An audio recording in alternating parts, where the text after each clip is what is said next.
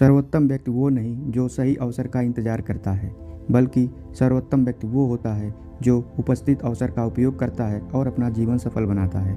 नमस्कार दोस्तों, आज की कहानी हमें अवसर की कीमत के बारे में बताएगी। एक गांव में एक साधु रहते थे जो भगवान पर बहुत विश्वास रखते थे। एक दिन वो पेड़ के नीचे बैठकर भगवान को याद कर रहे थे, तभी अचानक वहाँ बाढ़ आ गई और चारों तरफ पानी ही पानी हो गया।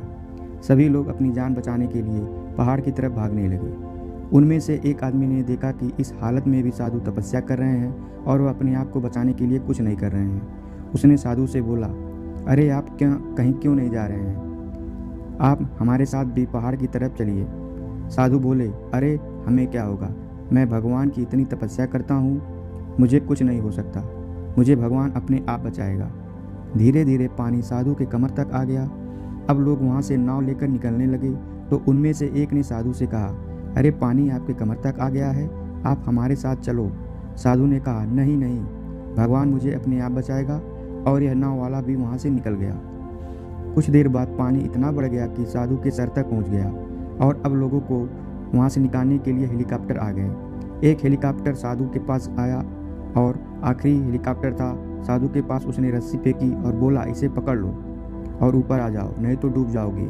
यह आखिरी हेलीकॉप्टर है और आपके पास कोई दूसरा रास्ता भी नहीं है। साधु ने कहा, यह रस्सी वापस ऊपर खींच लो, भगवान मुझे स्वयं बचाएगा, मुझे उन पर पूरा विश्वास है।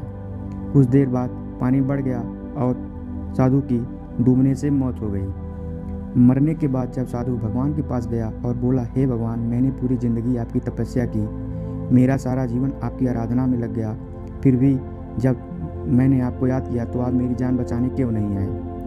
इस पर भगवान बोले, मूर्ख इंसान, एक नहीं 3 बार आया था, वो तीनों बार मैं ही था। पहला पैदल, दूसरा नाव के द्वारा और तीसरा हेलीकॉप्टर के द्वारा, लेकिन तुमने मेरा एक भी अवसर नहीं पहचाना। पता नहीं तुम किसका इंतजार कर रहे थे।